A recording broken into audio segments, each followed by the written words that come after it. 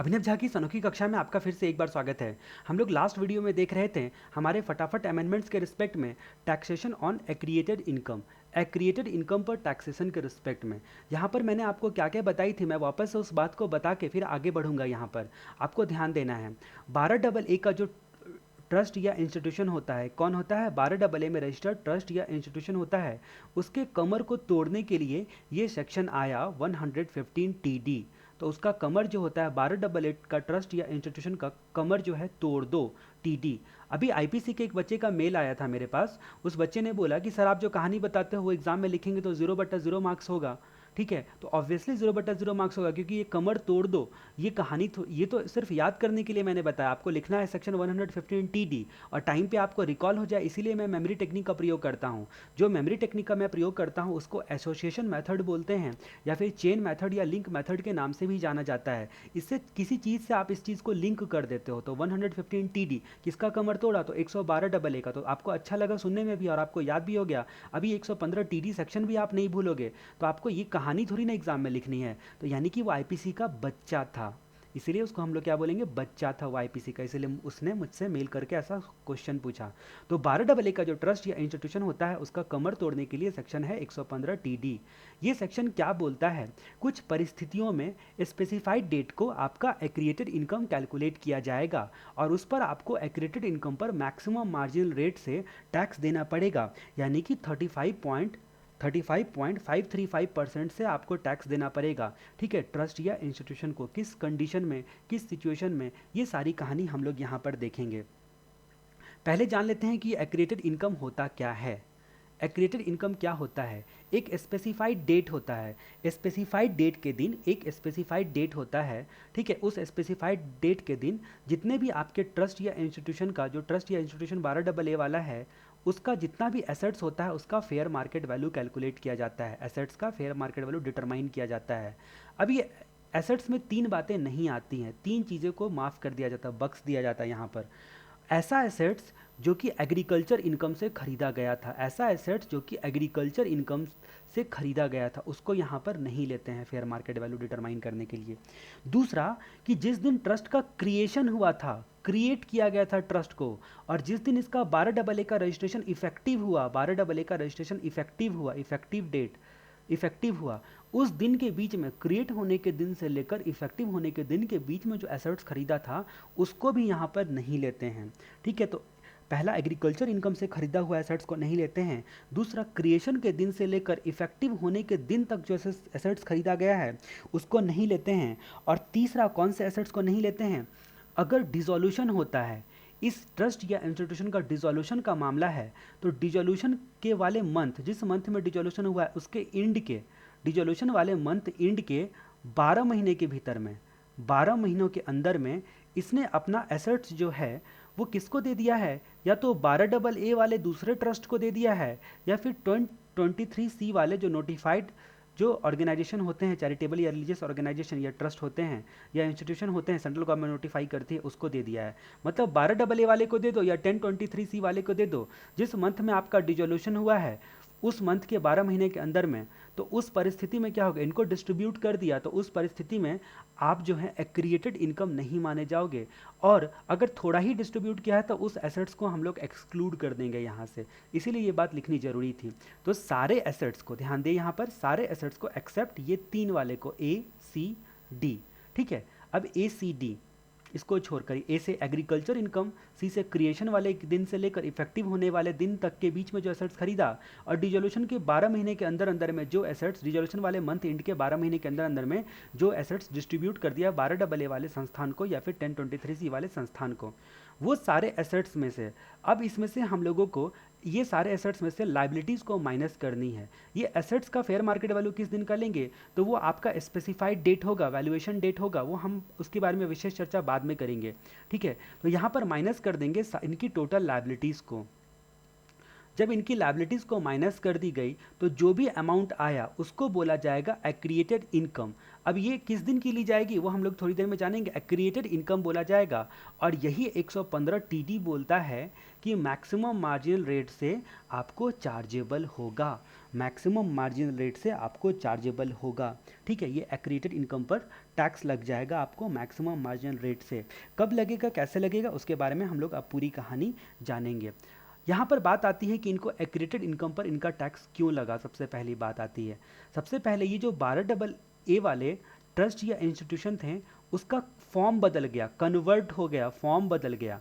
कुछ ऐसे इसका फॉर्म ऐसे बदला कि वो अब 12AA के लिए एलिजिबल ही नहीं रहा, 12AA के लिए एलिजिबल ही नहीं रहा। इस तरह से फॉर्म बदला। ठीक है, अब इस तरह से फॉर्म बदला। अब फॉर्म बदलने में आप दो बातें और बोल सकते हो जिसको फॉर्म बदलना माना जाएगा। अगर इनका 12AA का रजिस्ट्रेशन कैंसिल हो जाता है तभी ये 12AA के लिए एलिजिबल नहीं रहे। दूसरा, इनके ऑब्जेक्ट क्लॉज में ये मॉडिफाई कर देते हैं। ऑब्जेक्ट क्लॉज जो होता है वो मॉडिफाई कुछ इस तरीके से करते हैं कि 12AA के ऑब्जेक्टिव से नॉन कन्फर्मिटी होता है, कन्फर्म नहीं करता है 12AA के ऑब्जेक्टिव को। इस तरीके से मॉडिफाई करते हैं कि जो आपने ऑब्जेक्ट क्लॉज, जब आपने रजिस्ट्रेशन लिया था तो ऑब्जेक्ट क्लॉज आपका होगा, उस ऑब्जेक्ट क्लॉज में आपको कन्फर्मिटी नहीं करता है। तब इनके पास दो रास्ते होते हैं। ऑब्जेक्ट क्लॉज को मॉडिफाई करने के बाद दो रास्ते होते हैं। या तो आप वापस से 12AA के रजिस्ट्रेशन के लिए अप्लाई करो। ठीक है, अप्लाई किया, मान लो अप्लाई किया, अगर अप्लाई कर दिया और इसका एप्लीकेशन एक्सेप्ट कर लिया गया यानी कि रजिस्ट्रेशन मिल गया, तब तो 12AA से 12AA ही रहा, बस फॉर्म जो होता है वो एलिजिबल फॉर्म में ही रहा। तब एक्रिएटेड इनकम पर टैक्स लगने का सवाल नहीं उठता है। लेकिन अगर मान लो अप्लाई ही नहीं किया, नॉट अप्लाइड, या फिर अप्लाई किया पर कमिश्नर ने रिजेक्ट कर दिया आपके एप्लीकेशन को, अप्लाई किया लेकिन कमिश्नर ने यहाँ पर क्या कर दिया, रिजेक्ट कर दिया। अब जहाँ तक बात करते हैं कि अगर यहाँ पर देखो, ध्यान से देखना, बातें अब धीरे धीरे गंभीर हो जाएंगी। अब जहाँ तक बात करते हैं यहाँ पर कैंसिल कर दिया, अब कैंसिल कर दिया तो अब जाहिर सी बात है कि आप अगेंस्ट में अपील करने के लिए जाते हो, आपके पास रास्ता होता है। ITAT के पास अपील करने के लिए अगर आप नहीं जाते हो और ITAT के पास अपील करने के लिए जाते हो, दो बातें हो सकती है। यहाँ पर आपका एप्लीकेशन रिजेक्ट हो गया तो यहाँ पर भी दो बातें हो सकती है। या तो आप ITAT के पास अपील करने के लिए जाते हो या फिर ITAT के पास अपील करने के लिए नहीं जाते हो। ये सारे कंडीशंस को हम लोग देखेंगे, सारे कंडीशन को हम लोग देखेंगे एक्रिएटेड इनकम के रिस्पेक्ट में। ये सारी परिस्थिति इफ़ एंड बट देखना इसीलिए ज़रूरी है क्योंकि ये जो आप यहाँ पर डेट डिटरमाइन करोगे, जिसको मैंने स्पेसिफाइड डेट के नाम से जाना, जिसको मैंने स्पेसिफाइड डेट बोला, और जो आपका स्पेसिफाइड डेट होगा उसके 14 दिनों के अंदर में, उस मतलब 14 डेज के अंदर में आपको यहाँ पर एक डेट बताया गया जिसके 14 दिनों के अंदर में आपको सरकार के खाते में जाकर ट्रस्ट या इंस्टीट्यूशन को आपको टैक्स दे देना पड़ेगा, एक्रिएटेड इनकम पर टैक्स दे देना पड़ेगा। नहीं तो 15वें दिन से 1% पर मंथ और पार्ट ऑफ द मंथ के लिए आपको ब्याज लग जाएगा, इंटरेस्ट लग जाएगा। 15th डेट से जिस दिन आप एक्चुअली पे करोगे 1% पर मंथ और पार्ट ऑफ द मंथ से इंटरेस्ट लग जाएगा। तो ये इंटरेस्ट वाली कथा जो होती है वो 115 TE बोलती है। 115 TE ये इंटरेस्ट बोलता है कि भाई आपने जो आपका डेट डिटरमाइन किया जाएगा स्पेसिफाइड डेट के, ठीक है, 14 दिनों के अंदर में अगर आपने सरकार के खाते में जाकर टैक्स जमा नहीं किया एक्रिएटेड इनकम पर, ठीक है, मैक्सिमम मार्जिनल रेट से, तो आपको इंटरेस्ट भी देना पड़ेगा एक्चुअल पेमेंट दिन तक के लिए, ठीक है, 1% पर मंथ और पार्ट ऑफ द मंथ के हिसाब से। अब जहाँ तक बात करते हैं कि ये 12AA के कैंसिलेशन के बारे में, यहाँ पर बात करते हैं कि वैल्यूएशन डेट क्या होगा, वैल्यूएशन डेट क्या होगा। अब जहाँ तक बात करते हैं कि जनरली क्या होता है, रजिस्ट्रेशन कैंसिल करने के डेट को आप लोग क्या मानोगे, वैल्यूएशन डेट मानोगे। वैल्यूएशन डेट किसको मानोगे, जो आप वैल्यू डिटरमाइन करोगे एक्रिएटेड इनकम की वैल्यू, यानी कि fair market value of assets except 3 assets minus total liabilities, वो वैल्यूएशन डेट के दिन की ली जाएगी। अब जहाँ तक बात करते हैं कि जो आपको टैक्स का पेमेंट करना है, अगर मान लो कि ITAT को अपील नहीं किया तो ड्यू डेट एक्सपायर होने के 14 दिनों के अंदर में जाकर सरकार के खाते में जमा कर देना है। नहीं तो 115 TE क्या बोलता है, 1% पर मंथ और पार्ट ऑफ द मंथ के हिसाब से ब्याज लग जाएगा। अगर ITAT के पास अपील करने के लिए चला गया, ITAT के पास अपील करने के लिए चला गया और यहाँ पर ITAT ने आपका जो है वो कैंसिलेशन को कन्फर्मिटी दे दी, मतलब ऑर्डर दे दिया, कंफर्म कर दिया कि भाई कैंसिल किया, सही किया है, तुम्हारा कैंसिल होना चाहिए, कंफर्म कर दिया। अगर ये कंफर्म नहीं किया तब तो बात ही बदल जाती है, तब तो भाई एक्रेडिटेड इनकम पर इनको टैक्स ही नहीं लगेगा। लेकिन इसने क्या किया, कंफर्म कर दिया, कैंसिलेशन को कंफर्म कर दिया, कंफर्म कर दिया IT18 ने। अब जब कंफर्म कर दिया तो कंफर्म करने का जो ऑर्डर होगा, ऑर्डर डेट, ये ऑर्डर डेट कम्युनिकेट होने के 14 दिनों के अंदर में सरकार के खाते में आपको जाके एक्रिएटेड इनकम पर टैक्स भर देना है, नहीं तो आपको 1% पर मंथ और पार्ट ऑफ द मंथ के हिसाब से ब्याज लग जाएगा।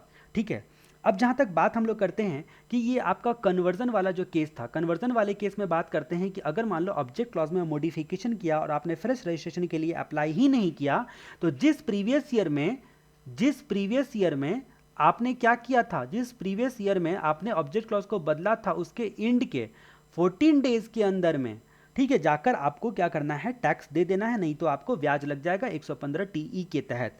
ठीक है, 115 TE के तहत आपको टैक्स लग जाएगा। अब जहां तक बात करते हैं कि अगर अप्लाई किया और रिजेक्ट हो गया, अप्लाई किया और रिजेक्ट हो गया, उस सिचुएशन में अगर मान लो IT18 के पास अपील किया ही नहीं था, पहला कंडीशन देखते हैं कि आपने अपील नहीं किया था, तो जो इनका अपील करने का ड्यू डेट होता है, उस ड्यू डेट से लेकर ड्यू डेट के 14 दिनों के अंदर में आपको जमा करना है, मतलब ड्यू डेट एक्सपायर होता है इनका, मतलब आपका जो है IT18 का अपील करने का दिन खत्म हो गया। ठीक है, ड्यू डेट एक्सपायर हो गया। यहाँ पर भी ड्यू डेट एक्सपायर होने से 14 दिनों के अंदर में, यहाँ पर भी सेम बातें आती है। अगर आपने रिजेक्शन के खिलाफ IT18 को अपील किया था और अपील किया था और उसने क्या किया, कंफर्म कर दिया आपका रिजेक्शन को, कंफर्म कर दिया, तो कंफर्मेशन ऑर्डर के 14 दिनों के अंदर में आपको जमा कर देना है टैक्स, नहीं तो 115 TE के तहत आपको ब्याज लग जाएगा, 115 TE के तहत ब्याज लग जाएगा। तो ये पूरी कहानी हम लोगों ने कन्वर्जन की देख ली। जब फॉर्म बदलता है तो पूरी कहानी हम लोगों ने कन्वर्जन की देख ली। इसको मैं बिना मिटाए हुए आपको इस मर्जर के बारे में बताता हूँ। दूसरा कंडीशन कब होता है, जब आपको एक्रिएटेड इनकम पर आपको यानी कि 12AA के ट्रस्ट या इंस्टीट्यूशन को क्या लग जाता है, तो 115 TD के तहत टैक्स लग जाता है, टैक्स ऑन एक्रिएटेड इनकम लग जाता है मैक्सिमम मार्जिनल रेट से। दूसरा कंडीशन होता है कि अगर मान लो कि आप ऐसे संस्थान के साथ मर्जर करते हो जिसका 12AA वाला ना ऑब्जेक्ट है ना रजिस्ट्रेशन है, मतलब 12AA अदर देन 12AA वाले के साथ आप करते हो, अदर देन, अब ये जो मर्जर आप करोगे, जो 12AA वाला आपका ट्रस्ट या इंस्टीट्यूशन का काम करता ही नहीं है, तो उस परिस्थिति में आपको एक्रिएटेड इनकम पर टैक्स देना पड़ेगा। यहाँ पर valuation date equal to merger date माना जाएगा, जिस दिन आपका मर्जर हुआ है उस दिन आपको वैल्यू निकाली जाएगी, यानी कि एसेट्स माइनस लाइबिलिटी किया जाएगा, 3 एसेट्स को छोड़कर फेयर मार्केट वैल्यू सबकी लेनी है माइनस लाइबिलिटीज। उसके बाद जहाँ तक बात करते हैं डेट ऑफ मर्जर के 14 दिनों के अंदर में, जो मर्जर डेट होता है उसके 14 डेज के अंदर में जाकर आपको टैक्स दे देना पड़ेगा, नहीं तो आप इंटरेस्ट लग जाएगा 115 TE के तहत। ठीक है, अब तीसरी कहानी आती है, ये डिसोल्यूशन की कहानी। तीसरी कहानी जो आती है, डिसोल्यूशन की कहानी आती है। ये तीसरी कहानी क्या बोलती है कि जिस मंथ में आपका डिसोल्यूशन हुआ है, उसके एंड के मंथ एंड के, जिस मंथ में आपके ट्रस्ट या 12AA ट्रस्ट या इंस्टीट्यूशन का, आपका ट्रस्ट या इंस्टीट्यूशन है उसका डिसोल्यूशन हुआ है, उसके एंड के 12 महीने के अंदर में, 12 मंथ के अंदर में आपको क्या करना होता है, 12AA वाले या फिर 1023C वाले जो संस्थान होते हैं उसको अपना एसेट्स डिस्ट्रीब्यूट कर देना है। ठीक है, अगर मान लो आपने डिस्ट्रीब्यूट कर दिया, तब तो जितना डिस्ट्रीब्यूट किया वो एक्सक्लूजन में हम लोगों ने देखा था ACD, ठीक है, वो आपका जो है उसकी फेयर मार्केट वैल्यू नहीं निकाली जाएगी वैल्यूएशन डेट के दिन।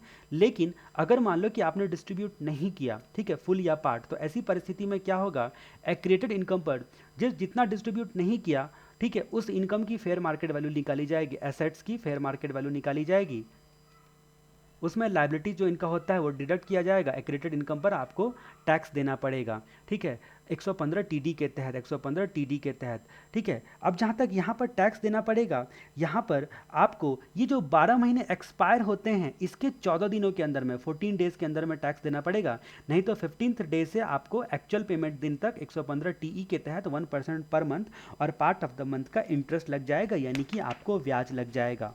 ये सारी कहानी हम लोगों ने देखी। ये क्रिएटेड इनकम को हम लोग एग्जिट इनकम, एग्जिट टैक्स भी बोलते हैं, इसको आप एग्जिट टैक्स भी बोल सकते हो। अब जहाँ तक हम लोग बात करते हैं कि जो ट्रस्ट या यहाँ पर जो ट्रस्ट या इंस्टीट्यूशन जो होता है, ठीक है, जो ट्रस्ट या इंस्टीट्यूशन जो होता है वो टैक्स पे नहीं किया, उसको ब्याज तो लगेगा ही लगेगा, साथ में वो ट्रस्ट इंस्टीट्यूशन, ठीक है, ट्रस्ट या इंस्टीट्यूशन जो है वो ऑर्गेनाइजेशन खुद और उसका ट्रस्टी उसका जो होगा ट्रस्टी होगा या ऑफिसर होगा, ठीक है, किसी भी नाम से आप बुलाते हो, ट्रस्टी या फिर ऑफिसर होगा, तो उस परिस्थिति में उसको भी एसएससी इन डिफॉल्ट माना जाएगा, एसएससी इन डिफॉल्ट माना जाएगा। अकॉर्डिंगली 220 का इंटरेस्ट, 221 का पेनाल्टी लग जाएगा, एसएससी इन डिफॉल्ट माना जाएगा। ठीक है, अब जहां तक बात करते हैं कि अगर ये एक तो कंडीशन हमने देखा एसएससी इन डिफॉल्ट वाले का, ये भी आपसे पूछ सकता है कि 115 टीडी के अनुसार एसएससी इन डिफॉल्ट कब कब माना जाता है एसएससी। तो पहला क्राइटेरिया तो ये कि इस परिस्थिति में ये ट्रस्ट या इंस्टीट्यूशन और ट्रस्टी या फिर उसका ऑफिसर जो होगा एसएससी इन डिफॉल्ट माना जाएगा। दूसरा कहानी आता है डिसोल्यूशन के मामले में। डिसोल्यूशन के मामले में अगर मान लो कि डिसोल्यूशन पर एसेट्स ट्रांसफर किया गया है, तो जो एसेट्स रिसीव करने वाला होता है ना, जो रिसीव करने वाला पर्सन होता है जिसको दिया गया है एसेट्स, ठीक है, डिसोल्यूशन हो गया है, अब जो रिसीवर जो होगा इसको किसी को तो दिया होगा एसेट्स को, आपने भले ही हमारे हिसाब से मंथ इंड के 12 महीने के अंदर में 12 डबल ए वाले को या फिर आपने किसको क्या बोलते हैं उसको 1023 सी वाले को नहीं डिस्ट्रीब्यूट किया, उसके अलावा किसी को डिस्ट्रीब्यूट किया होगा या 12 महीने का क्राइटेरिया पूरा नहीं किया होगा, ठीक है, डिसोल्यूशन वाले मंथ इंड के, तो उस परिस्थिति में जो रिसीवर होगा ना, रिसीवर को भी साथ साथ में एसएससी इन डिफॉल्ट माना जाएगा इस मामले में। तो दो परिस्थिति में हम लोगों ने ये बातें जानी, इसको मैंने बड़े आराम से बताया है आपको, क्योंकि आपको 115 टीडी सेक्शन को अच्छे तरीके से करना है। ये आपके मई 17 में तो पक्का पूछेगा, गारंटी पूछेगा, लेकिन गलती से नहीं पूछा तो ये नवंबर में तो निश्चित रूप से पूछेगा। मई 17 वाले को अलर्ट रहना है इस सेक्शन के रिस्पेक्ट में, इसलिए मैंने बड़े आराम से इसको बताया। अब जहां तक हम लोग बात करते हैं अदर अमेंडमेंट्स के रिस्पेक्ट में, अदर कुछ छोटे छोटे अमेंडमेंट हम लोग देखते हैं।